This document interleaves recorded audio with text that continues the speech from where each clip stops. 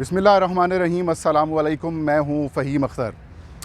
नाज़रीन, election commission of Pakistan के बिल्कुल सामने मौजूद हूँ। आज इलेक्शन कमीशन ऑफ पाकिस्तान ने PTI के 20 जो मुनहरफ अरकान थे उनके ख़िलाफ़ उनको डी-सीट करने से मुतालिक जो तहरीक इंसाफ की जानिब से एक रेफरेंस स्पीकर कौमी असम्बली को भिजवाया गया था, और वो रेफरेंस और डिफेक्शन जो है वो इलेक्शन कमीशन ऑफ को भिजवाया गया था।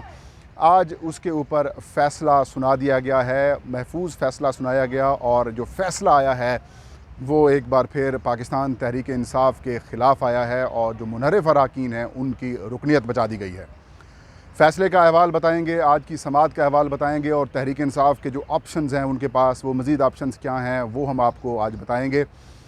Chief election commissioner Sikandar Sultan Raja, जिनके बारे में ये तासुर मौजूद है PTI के हलकों में कि वो पाकिस्तान तहरीक इंसाफ के अगेंस्ट हैं, पाकिस्तान तहरीक इंसाफ के मुखालिफ हैं, PTI की जानिब से उनके ऊपर शदीद किस्म के तहफ़्फ़ुज़ात एतराज़ात किए जाते हैं। उनके ख़िलाफ़ रेफरेंस लाने का भी PTI की तरफ से फ़ैसला किया गया। आज उन्हीं की सरबराही में PTI के इन मुनहरफ अरकान के ख़िलाफ़ रेफरेंस के ऊपर अहम समाअत हुई।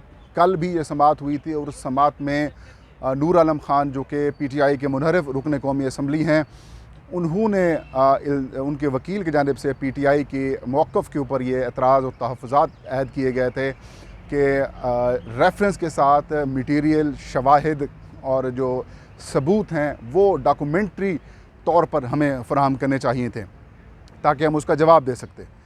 लेकिन PTI ने वो डॉक्यूमेंट्स, वो शवाहिद, मटीरियल जो है वो हमारे साथ शेयर नहीं किया। लिहाजा अब PTI को मज़ीद मौका ना दिया जाए, और जो रेफरेंस आया है इसी की बुनियाद के ऊपर इलेक्शन कमीशन अपना फ़ैसला सुना दे। PTI ने यह एतराज़ किया क्योंकि इलेक्शन कमीशन ऑफ पाकिस्तान जो है वो एक ट्रिब्यूनल है, उसने तहकीकात करनी है, और तहकीकात के बाद इलेक्शन कमीशन ने अपना फ़ैसला सुनाना होता है। लिहाजा इलेक्शन कमीशन ऑफ पाकिस्तान जो है हमें मौका फ़राहम करे।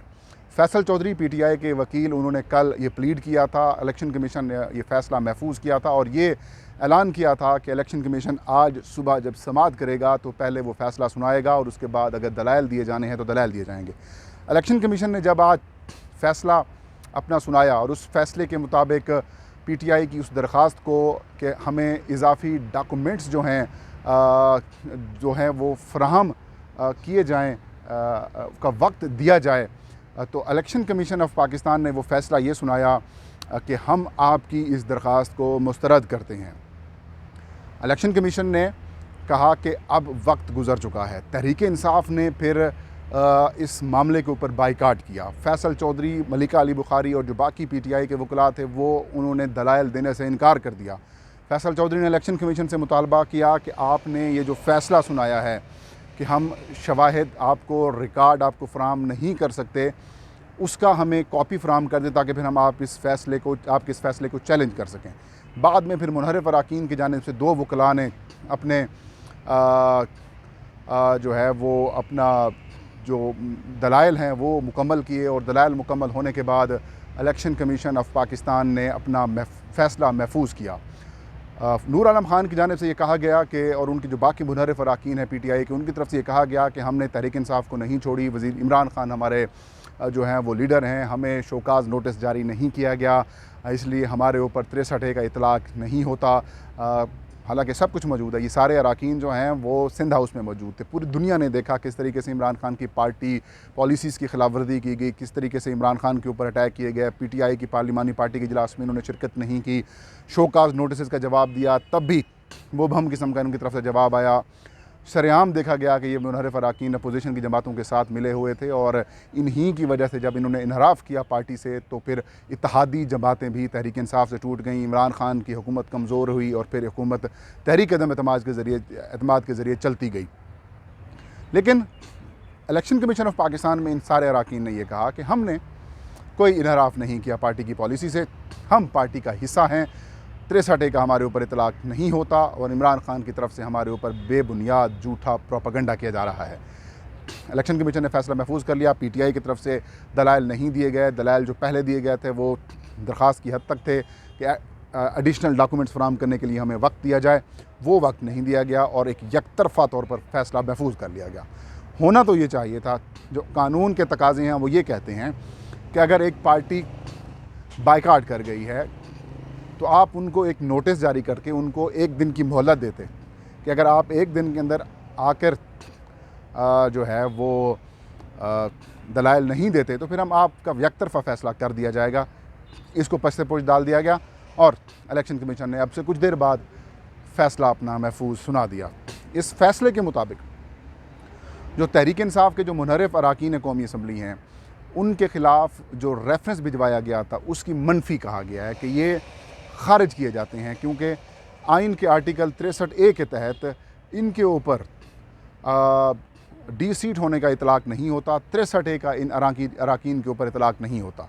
ये मुख्तसर फ़ैसला chief election commissioner Sikandar Sultan Raja साहब ने सुनाया। उनके साथ इलेक्शन कमीशन के 2 फाजिल मेंबर्स, मेंबर सिंध और मेंबर बलूचिस्तान भी मौजूद थे। इलेक्शन कमीशन ने फ़ैसला सुनाते हुए कहा कि ये फ़ैसला मुतफ़िक़ा तौर पर है और 3-0 से हम इन रेफरेंसेस को खारिज करते हैं। अब जो मुनहरफ अरकान कौमी असम्बली थे, जिनमें नूर आलम खान, जिनमें राजा रियाज, जिनमें अहमद हुसैन डेयर, जिनमें नवाब शेर वसीर, जिनमें बासित बुखारी, जिनमें आमिर तलाल, जिनमें नुज़हत पठान, जिनमें जवेरिया ज़फ़र आहिर हूँ, आमिर लियाकत हुसैन हूँ, मखदूम समीउल हसन गिलानी हूँ या फिर मखदूम मुबीन आलम हूँ, इसके अलावा फवाद चौधरी के कज़न फ़रूख़ अल्ताफ़ हूँ या फिर डॉक्टर अफजल ढांडला हूँ, ये जो तमाम अरकान हैं, अब राना कासिम नून समेत जो जितने भी ये अरकान थे, अब ये डी सीट नहीं होंगे, ये अपनी नशिस्तों के ऊपर कौमी असम्बली में मौजूद रहेंगे। बज़ाहिर ये एक्सपेक्टेड डिसीजन था, क्योंकि इलेक्शन कमीशन किसी तौर पर भी पीटीआई को फेवर तो नहीं करेगा, बिलखुसूस चीफ़ इलेक्शन कमिश्नर तो पे फेवर एज सच इस सिनेरियो के ऊपर नहीं करेंगे। और कुछ हलकों में ये बातें भी चल रही हैं कि उनको यकीन दहानी कराई गई थी कि आपको डी सीट होने से बचा लिया जाएगा। अब पीटीआई के पास नाज़रीन ऑप्शंस क्या हैं? पीटीआई अब इस फैसले को सुप्रीम कोर्ट ऑफ पाकिस्तान में चैलेंज कर सकती है। इलेक्शन कमीशन ऑफ पाकिस्तान के इस फैसले को, क्योंकि पहले ही सुप्रीम कोर्ट ऑफ पाकिस्तान में 63A के ऊपर समाअत चल रही है, अगर उस समाअत के अंदर पीटीआई जो अपना फ़ैसला इसको जाके election supreme court of Pakistan में चैलेंज करती है तो वहाँ से पीटीआई को रिलीफ मिल सकता है। बहरहाल पीटीआई ने बड़ा अफसोसनाक करार दिया है इस फैसले को। फवाद हुसैन चौधरी ने अब से कुछ देर पहले यहाँ पर प्रेस कॉन्फ्रेंस की। प्रेस कॉन्फ्रेंस में उन्होंने कहा कि जनाब चीफ़ इलेक्शन कमिश्नर साहब, आप नून लीग में कोई ओहदा ले ही लें। इमरान खान इनके ख़िलाफ़ काफ़ी ज़्यादा बातें कर चुके हैं। इमरान खान कहते हैं कि नून लीग के एजेंट हैं और वो कहते हैं कि आपको मुस्लिम लीग नून में शमूलियत इख्तियार कर लेनी चाहिए।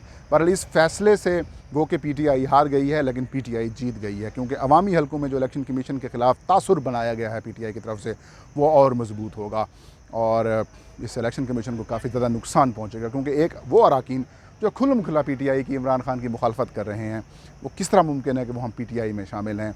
तो एक अजीब व गरीब किस्म का डिसीजन सामने आया है, लेकिन यही एक्सपेक्टेड था। तो नाज़रीन, ये थी आज की वीडियो। इंशाल्लाह नेक्स्ट वीडियो में नई खबर नए इशू के साथ मैं हाजिर हूँगा। तब तक मुझे इजाज़त दीजिए। अपना और अपने चाहने वालों का बहुत सारा ख्याल रखें। अल्लाह हम सबका हामी नासिर।